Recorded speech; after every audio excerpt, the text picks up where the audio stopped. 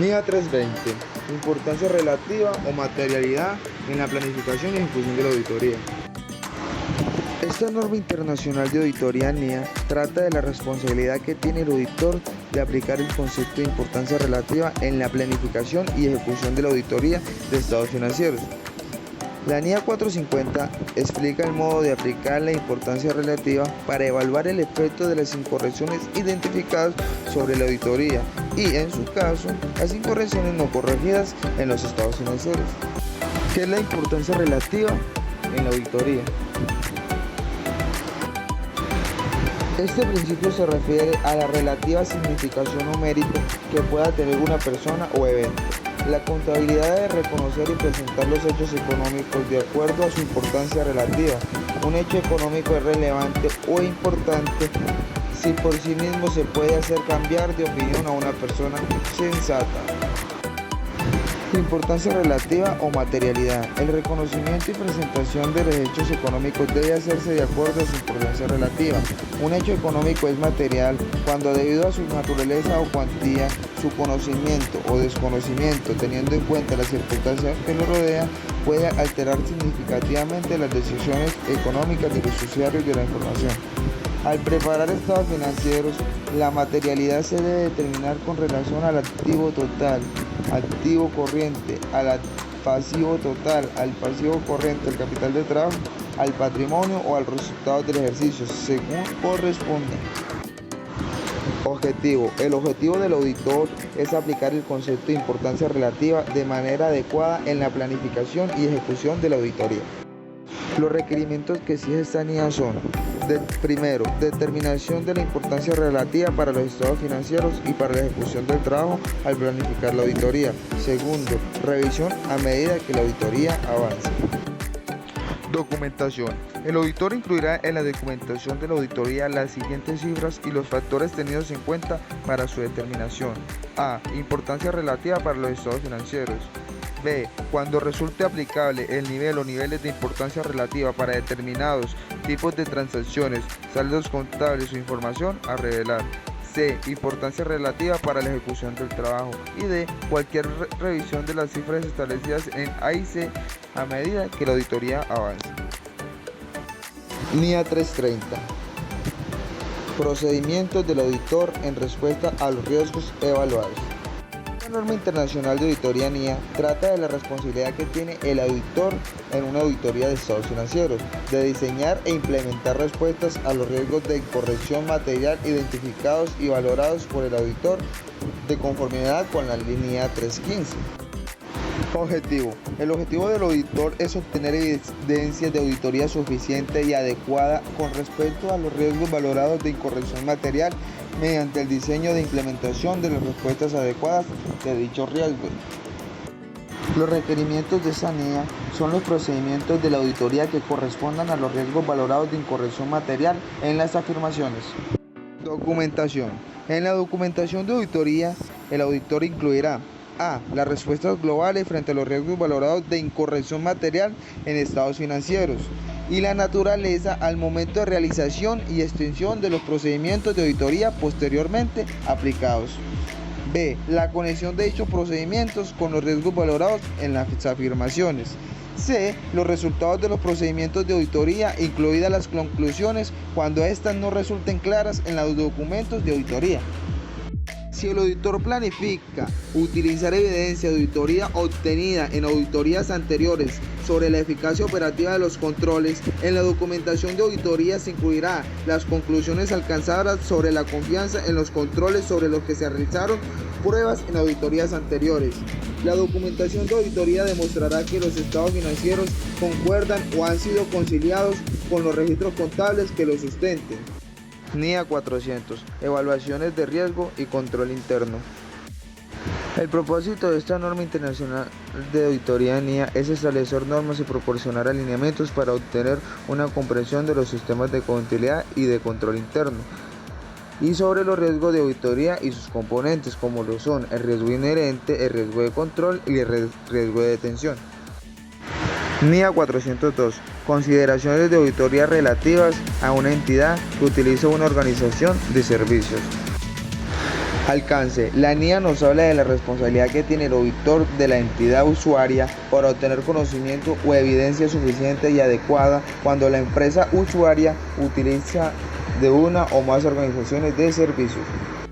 Los objetivos de esta NIA son: primero, obtener conocimiento de la naturaleza y significado de los servicios prestados por la organización de servicios. Segundo, diseñar y aplicar procedimientos de auditoría para poder responder anticipadamente a los riesgos que se puedan presentar. Servicios relevantes.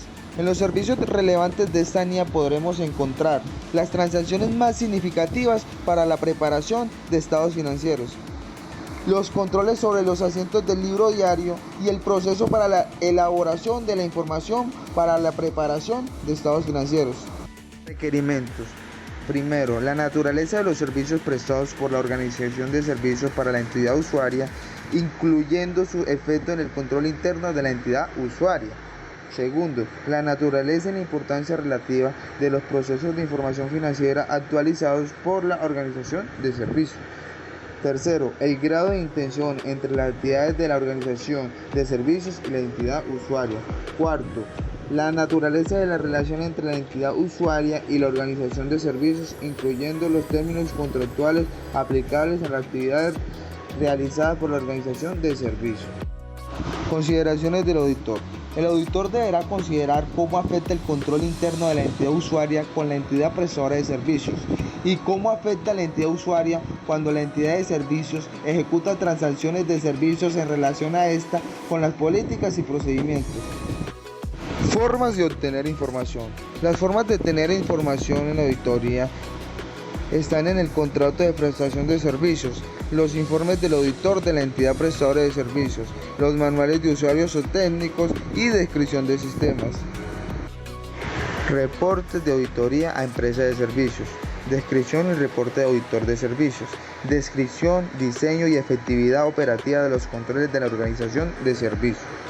Informe de auditoría. El auditor de la entidad usuaria expresará una opinión modificada en su informe de auditoría.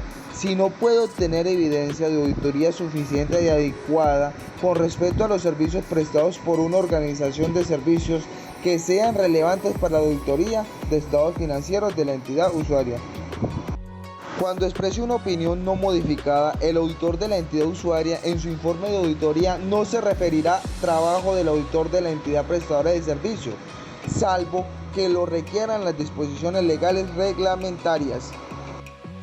NIA 450. Evaluación de las incorrecciones identificadas en la realización de la auditoría. El alcance de esta NIA trata de la responsabilidad que tiene el auditor de evaluar el efecto de las incorrecciones identificadas en la auditoría y, en su caso, de las incorrecciones no corregidas en los estados financieros. Objetivos de esta norma. Primero, evaluar el efecto en la auditoría de las incorrecciones identificadas. Segundo, evaluar el efecto de las incorrecciones no corregidas en los estados financieros. Incorrecciones. Primero, una inexactitud al recoger o procesar los datos a partir de los cuales se preparan los estados financieros. 2. Una omisión de una cantidad o de una información a revelar. 3. Una estimación contable incorrecta por no considerar hechos o por una interpretación claramente errónea de ellos. 4. Los juicios de la dirección en la relación con estimaciones contables que el auditor no considera razonables o la selección de aplicación de políticas contables que el auditor considera inadecuadas.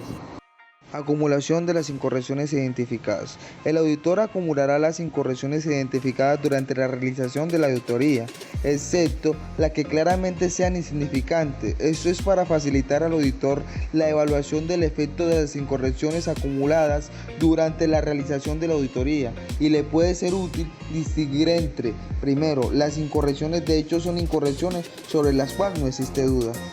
2. Las incorrecciones de juicios son diferencias derivadas de los juicios de la dirección en relación con las estimaciones contables que el auditor no considera razonables. 3. Las incorrecciones extrapoladas son la mejor estimación del auditor de incorrecciones en las poblaciones, lo cual implica la proyección de incorrecciones identificadas en muestras de auditoría al total de las poblaciones de las que ya se extrajeron muestras. Consideración de las incorrecciones identificadas a medida que la auditoría avance. El auditor determinará si es necesario revisar la estrategia global de auditoría y el plan de auditoría cuando A. La naturaleza de las incorrecciones identificadas y las circunstancias en las que se produjeron indica que pueden existir otras incorrecciones.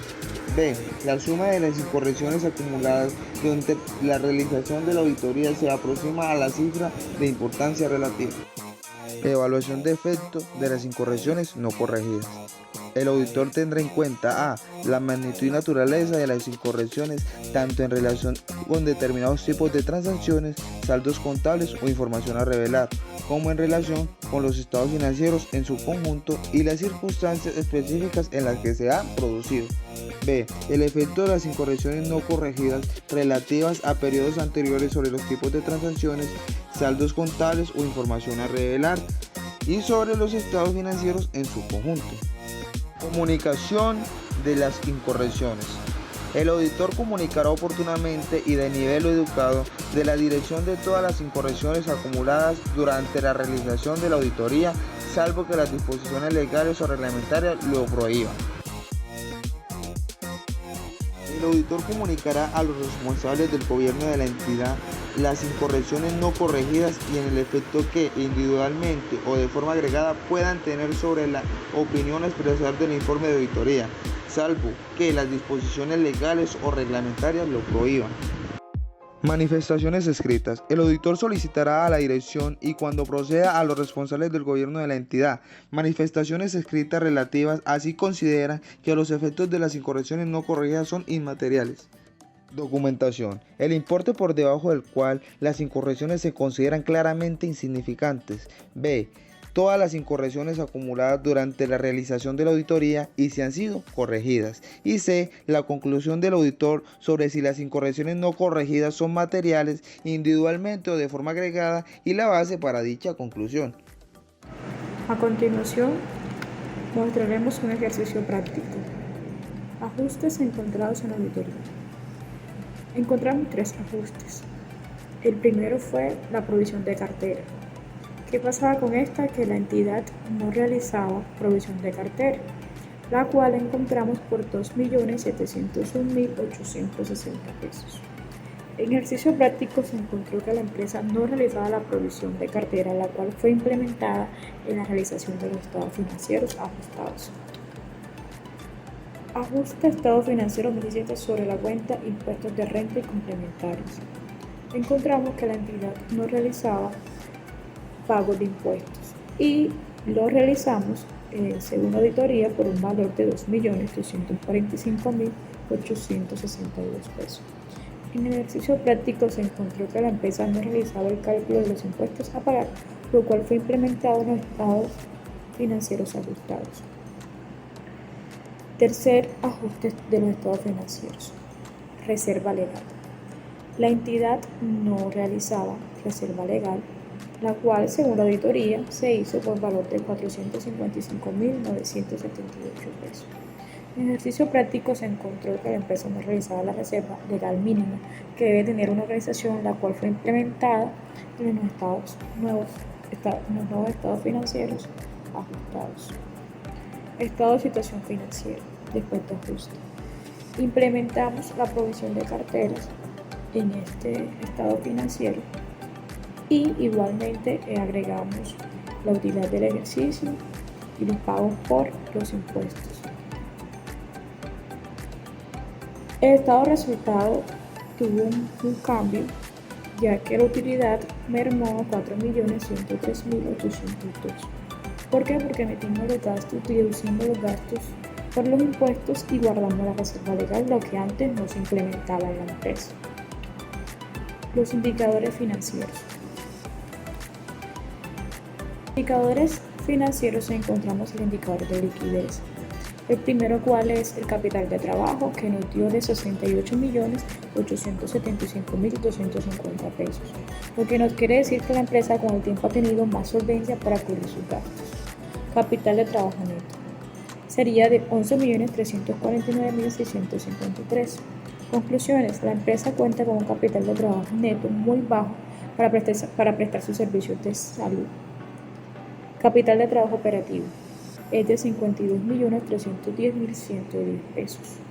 La empresa cuenta con recursos operativos para seguir con su actividad social. Capital de trabajo neto operativo, 17.495.691 pesos.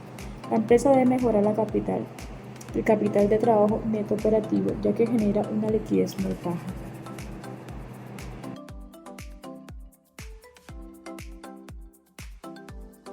La razón corriente de la empresa cuenta con el 120%. Esto quiere decir que la empresa cuenta con recursos necesarios para poder resolver las deudas a corto plazo. Seguimos con los indicadores de rentabilidad. Indicador número 1.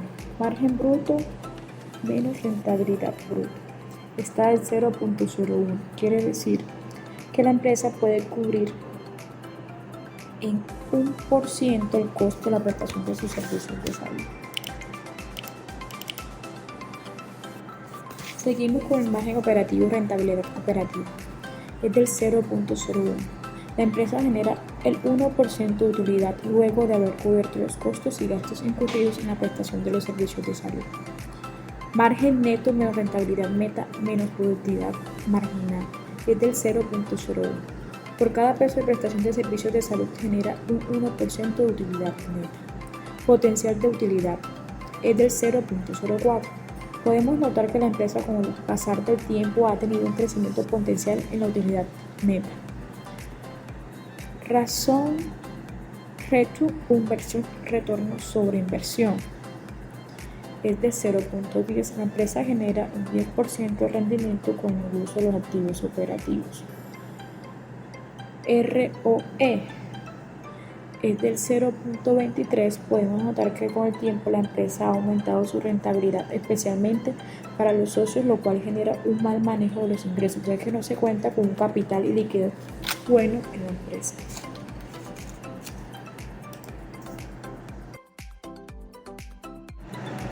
Indicadores de endeudamiento total. La empresa cuenta con el 62%. Esto quiere decir que es un índice muy alto, ya que se encuentra con el 50% de la empresa endeudada. Endeudamiento a corto plazo, 100%.